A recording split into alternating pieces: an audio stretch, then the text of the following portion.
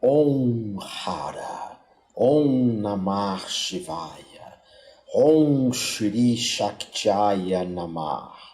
Seja muito bem-vindo, seja muito bem-vinda.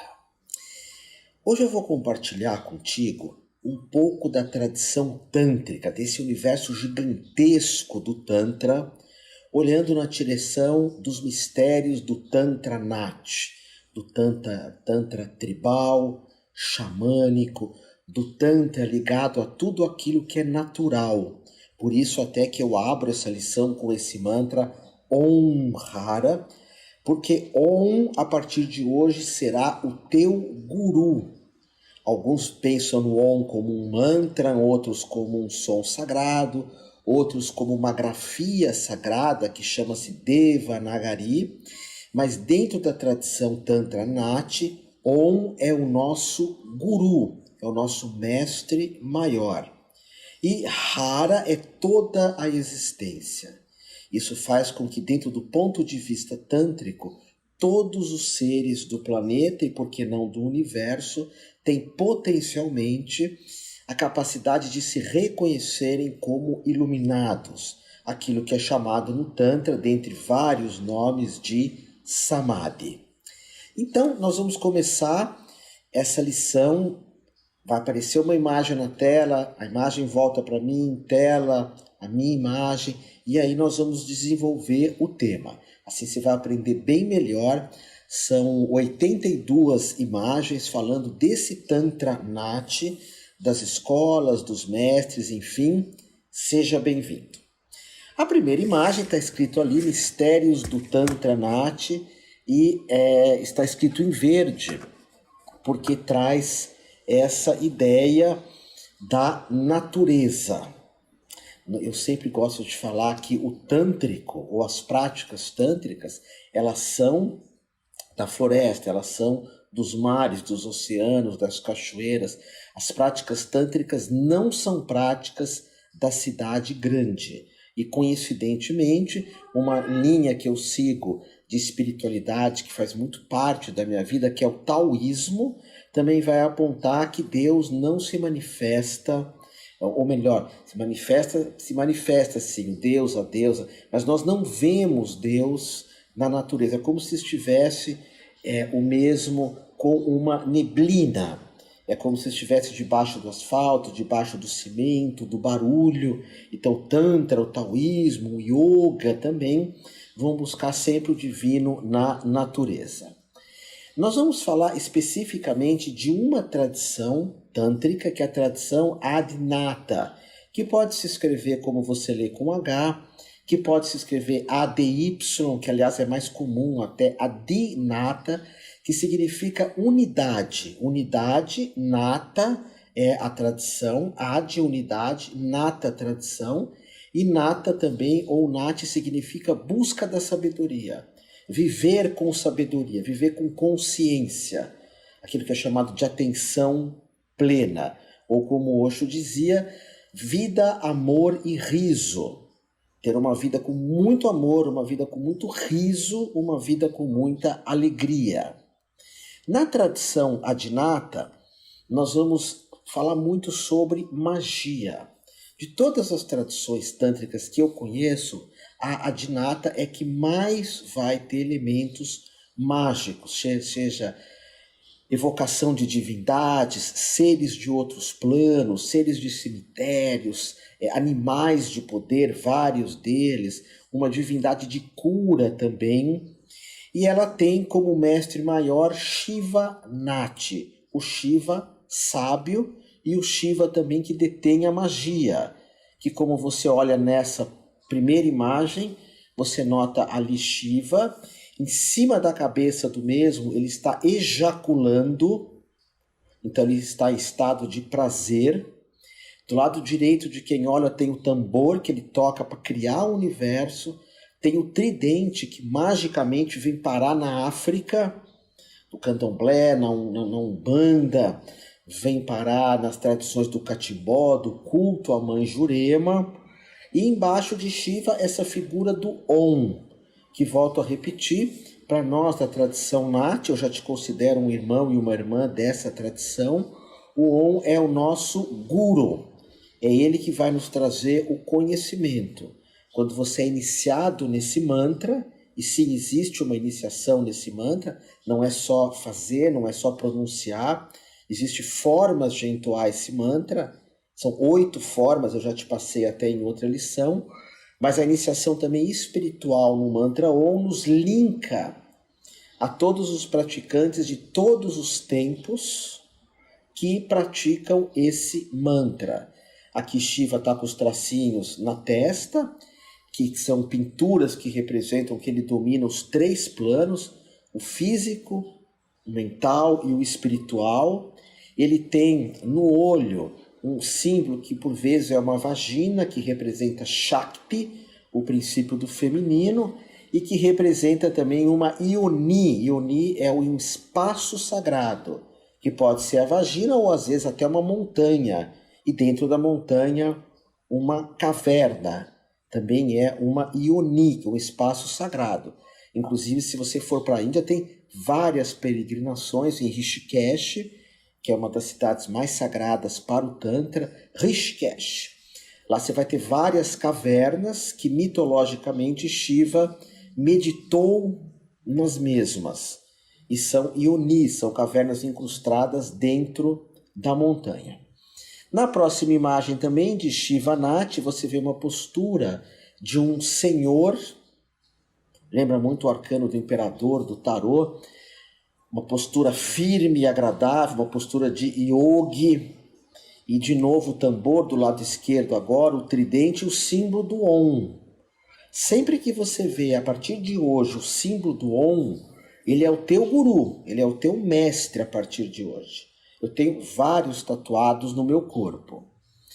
E deixa eu ver se tem mais 2 imagens aqui. Essa outra imagem, mesma coisa, você vê Shiva ejaculando pela cabeça, a lua ali atrás, a mãe lua, Chandra. Você vê o Om embaixo de Shiva, e do Om surge o Yoni Lingam. Do universo surge o masculino e o feminino. O Yoni Linga, esse símbolo de Shiva, ele representa para nós Lingam, o pênis, que é essa parte que se eleva, Yoni, a parte que fica no plano horizontal, saindo do Om, o Yin e o Yang, a manifestação, o masculino e o feminino. E na mão de Shiva, nós temos novamente o mantra Om, que a partir de hoje vai ser o teu instrutor na tradição Shiva Nat. E nessa última imagem nós já vemos uma imagem poderosíssima do Tantra Nat, porque nessa tradição nossa, por exemplo, os travestis, os transgêneros, as pessoas muito equilibradas, o masculino e o feminino, elas são consideradas divindades. E essa imagem está bem dividida. De um lado é Shiva, do lado esquerdo de quem olha, e do outro lado é Shakti. Então, o equilíbrio do masculino e do feminino, perfeito. Há uma integração entre ambos, e ambos são adorados por algumas figuras míticas que fazem parte da tradição hindu. Shiva sempre tem o touro, que eu já falei para ti, que acompanha esse mestre, e com o tempo Krishna, que é uma outra divindade hindu que você conhece, vai ter como montaria, como objeto sagrado, a vaca. E então aqui do lado Shiva, e do outro lado nós temos Shiva com o tridente, com o Damaru, que é o motorzinho que ele cria todo o universo, tambor, e aqui do lado o feminino com uma flor de lótus, por exemplo, que é um elemento de compaixão, de amor. Bom, nessa nossa tradição, que eu inicio terapeutas, que eu inicio sacerdotes, nós vamos lidar muito com entidades, com várias entidades que nos auxiliam. Então, essa nossa tradição é uma tradição muito mágica, que tem um axé. um axé. O Tantra, ao contrário do candomblé, do catimbó, da OBA, da tradição zumbi, ele perdeu a iniciação. O Tantra, ao contrário do Karatê Do, do Aikido, do Jiu-Jitsu, da capoeira, que você tem que ter uma faixa preta. No caso da capoeira, não sei se é preta. E nessa faixa preta você é outorgado para ti o direito de ensinar e de ser um terapeuta. O Tantra perdeu isso no Ocidente, porque normalmente as pessoas não querem estudar filosofia, nem a espiritualidade, e não querem lidar com essa linhagem de entidades que nós mexemos. Não, ou por vezes não quer se identificar com mestres que são chamados na Índia de Rakshaman, para nós seriam xamãs, não quer se estudar os guias, os mentores, as linhagens de mestres, porque realmente precisa de muito estudo. E você está de parabéns por querer estar participando desse estudo, dessa tradição, ok? Quando nós temos aqui a ideia de Siddhis, que você vê ali, sadhus e siddhis, são praticantes do Tantra, sadhus, que vivem nas montanhas, que abrem mão de muita coisa, e os siddhis, que são os sadhus que atingiram poderes. Você sabe que esses dias eu estava vendo uma coisa interessante na Índia. Tem alguns mestres assim que agora criaram uma visão, né, deles de assédio moral. Assédio moral. Porque tem pessoas que vão estudar na Índia, ou estudar no Japão, ou na China, e os mestres chegam e falam, corta o cabelo, abre mão de tudo, larga o celular, e é muito comum se pedir esmolas, Então alguns ocidentaizinhos, desculpa o termo assim, frouxos, porque eu sou de uma época que artes marciais que se apanhava muito, não tinha nenhum problema. Até há pouco tempo eu tive contato com o mestre de karatê, ele me deu tanto soco, e a Nanda falava, minha companheira, você ri quando ele te dá soco? Eu falei, é uma honra tomar soco desse cara e endurecer o corpo para aguentar os golpes. É uma honra. Então você pega, que vai treinar com os Gracies, com a linhagem do Shinzato, com vários mestres indianos hoje, a cada dia que passa, esses mestres estão abrindo mão de ensinar. Agora a gente teve esse problema com um mestre super bonzinho, que é o Shri Shri Ravi Shankar, que é o mestre que ajuda todo mundo, manda discípulos para a guerra, e ele teve um monte de discípulos que falam, ele está assediando a gente moralmente porque pediu para nós pedirmos esmolas. E dentro dessas tradições tântricas é exigido muita coisa. Não é fácil. E para você ter esses siddhas, que são essa paranormalidade, você vai ter que jejuar, você vai ter que enfrentar o ego. E a melhor coisa para enfrentar o ego, na minha opinião, é pedir esmolas. Na minha opinião, pedir as coisas para os outros. Eu que particularmente sou uma pessoa que detesto pedir, seja lá o que for para alguém. Quando eu fui iniciar no budismo, no Zen, quando eu fui falar com a monja Koen, eu sei que se eu fosse um discípulo do Zen, eu teria que pedir esmolas no Japão. Assim como ela pediu, você anda com uma tigela. Porque aí você dilui o ego.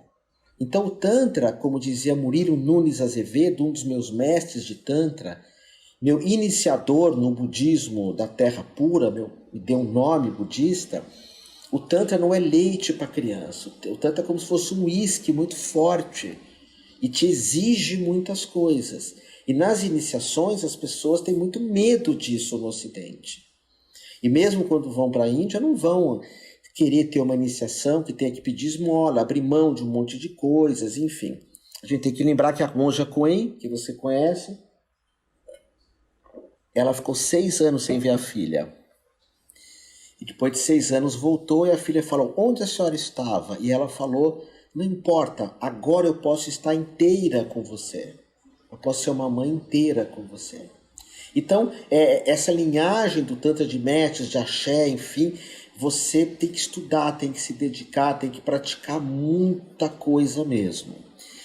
Na próxima imagem, nós vemos um dos motivos da nossa linhagem das pessoas buscarem a mesma, que é essa imagem de Dattatreya. Dattatreya, ele traz para a nossa tradição uma proteção muito grande, uma proteção que todos os terapeutas do Tantra deveriam ter, e todas as terapeutas do Tantra deveriam muito mais ter, para não ser obsediadas, atacadas astralmente por muitas vezes clientes que sem nenhum tipo de culpa vão buscar a energia sexual das mesmas. Mesmo que elas não tenham nenhum tipo de toque sexual, mas há uma expectativa. Eu falo sobre isso em outras lições. Então o Dattatreya é um dos magos maiores da nossa tradição. E Dattatreya, ele tem o Dattatreya místico, que é esse antigo, que é uma mitologia, e o que me iniciou, que foi uma pessoa que tinha esse nome espiritual de Dattatreya. Então ele é um dos meus mestres no Tantra e consequentemente é teu, se eu te iniciar. E o Dattatreya, ele tem 3 divindades, é 3 em 1. Brahma, o criador, Shiva e Vishnu. Brahma cria, Vishnu preserva e Shiva destrói. Então são energias de proteção que por vezes tiram as coisas de nós, que é Shiva. Outras mantêm, que é Vishnu. E outras permitem que eu crie, aprenda com aquilo que eu estou passando, que é Brahman. Às vezes nós falamos assim, tudo você está sofrendo muito é porque você tem que aprender alguma coisa com isso. Isso é uma visão, na minha opinião, infantilóide do Ocidente. Porque nem às vezes você sofre porque ou a existência quer, ou porque é teu karma, e você não tem que aprender nada. Depende, cada situação é uma situação. Ok? Cada situação é uma situação. Às vezes é realmente você está sofrendo para tirar aquilo da tua vida e não aprender nada, que é Shiva. Às vezes é para aprender alguma coisa, que é Brahma. E às vezes é porque aquilo vai durar muito tempo, vai fazer parte de você, que é Vishnu. Ok? Então você já vê na imagem de Dattatreya aqui o Om atrás, que hoje é o nosso guru. Carneirinho, o boi, você vê aqui o lobo, aqui embaixo do lado direito de quem olha, e as florestas. A floresta sempre presente. Falou de Dattatreya, nós temos essa ideia da floresta, ok? Alguns consideram Dattatreya uma reencarnação de Shiva. Essa é a imagem, que Shiva se manifesta como Brahma, Vishnu e ele mesmo Shiva. Olha uma outra imagem aqui. Aqui já começam a aparecer os cachorros, tá? Que faz parte dessa tradição. A gente usa a força dos cachorros, os 3 rostos, vários atributos na mão de Dattatreya. E Dattatreya, ele teve várias encarnações, várias. Inclusive, por exemplo, eu que sou um sumo sacerdote tântrico, é como se eu tivesse uma parte dele em mim. E você, se tiver iniciação, como se você tiver uma parte dele também. Ele era como se fosse um sol, e esse sol ele vai jogando luzes, que são emanações de luzes, e você é uma dessas emanações também, ok? Volto a repetir que se busca essa tradição pela proteção, pela iniciação, pela uma magia muito pura, não uma magia com elementos sofisticados, como essa magia de hoje que entra elementos artificiais, coisas de plástico, coisas de petróleo, que entra elementos com eletricidade, não, é uma coisa muito pura, uma magia lembra o Wicca no sentido de se vestir muito de lua, de ter muita nudez nos praticantes, deles serem muito fortes fisicamente, flexíveis também, e sem valores egóicos. Aí entra essa questão de no Tantra, e eu te falo sempre isso para saber se você quer iniciação tântrica mesmo. Você vai ter que perder o ego. Você vai ter que abrir mão disso. Eu vejo muito, já falei isso, que muitas vezes o Tantra é vendido no Ocidente com uma moça muito bonita pousando para uma foto, assim, meio se exibindo, é uma pena isso. E homens assim com os músculos super fortinhos, assim, mostrando eu sou o doador de orgasmos. E o Tantra é uma absoluta dissolução disso, uma absoluta entrega na vida, uma absoluta entrega. Nós temos aqui outra imagem de Shiva, Shiva como o dançarino, Shiva Nataraja, manifestação máxima, limpando, purificando com fogo sagrado, olha quanto fogo embaixo dele. Então o terapeuta tântrico, o praticante de Tantra, quando é homem é sadhana, quando é mulher é sadhrika, ele tem que se alquimizar, ele tem que trabalhar o ego, soltar o ego. Então temos aqui Shiva, temos aqui a figura de Shakti, sempre a divisão do masculino e do feminino. E temos aqui, de novo, uma imagem de Dattatreya, totalmente ligado novamente à natureza. E essa divisão do que cria, do que preserva e do que destrói, cercado de cachorros. Esse mestre, essa luz desse mestre vai se diluindo, como eu falei para você, e um dos grandes mestres da Índia, que a Índia como um todo venera, é esse daqui, que aparece na imagem, que é a de Sai Baba. Você fala, Otávio, mas eu conheço um outro Sai Baba. O outro vem bem depois e usou o nome, não por mal nem por bem, não sei, mas usou o nome desse mestre, que é um dos maiores mestres tântricos que existe. E é importante a gente, como discípulo, porque eu sou um discípulo dele, eu venho da linhagem dele, perceber, olha a humildade desse cara. Ele é venerado na Índia inteira, ele nunca teve nada. Ele só teve felicidade, amor, curou um monte de gente. Você vê um sujeito desse na rua, você fala, é um mendigante. Então, e ele traz essa tradição que a gente chama de Mahasiddha, que teve uma explosão de iluminação, aquela iluminação maior. Então ele vem da nossa linhagem, vale muito a pena você pesquisar esse mestre, é um dos maiores mestres da nossa linhagem, Sai Baba. E no Tibete nós temos um dos mestres da nossa linhagem também é Matsyendranath, que é essa figura, crê-se que essa figura levou o Tantra da Índia para o Tibete e formatou todo o budismo tibetano. E você vê que o elemento dele são os peixes, ele vem da água. O batismo dessa tradição é na água. E o Tibete, ali em cima, o alto dos Himalaias, mas ele cheio de peixes. Isso vem da mítica de que era um peixe, existia um peixe que pediu para o mestre ensinar um mantra para ele se iluminar o peixe. E tem umas pessoas que falam que esse mantra é o Gayatri. Om Bhu Bhuva Swaha Om Tat Savitura Varenya Bhargo Deva Swadhimari Dhiyo Yo Prachodayato. Então aí esse peixe ele se iluminou e se transformou em Matsyendra Nath. Nath é a nossa tradição, nossa linhagem de Tantra. Tem a Agorá, tem a Kaula, hoje eu vou falar só da Nath. Existe no Tibete também esse outro mestre, esse já é documentado, chamado Mahasiddha. Na verdade são vários mestres, esse aqui é um deles, que são mestres venerados no Tibete, que saíram da Índia e levaram o Tantra para o Tibete. Inclusive acharam um ambiente muito acolhedor para o Tantra. Tem um ditado que diz assim, um profeta jamais vai pregar na sua casa, no seu país. Então você pega, por exemplo, Jesus. Os judeus não aceitam Jesus. A grande maioria. Ele não dialoga com os judeus. Os discípulos eram judeus, Otávio. Sim, mas meia dúzia. O Osho falava uma coisa de Jesus muito triste. O Osho dizia que Jesus, e eu concordo, foi o mestre mais azarado que já existiu. Nunca existiu um mestre tão azarado como Jesus. Porque ele tinha só 12 discípulos, sendo que um era um traidor e 10 eram estúpidos.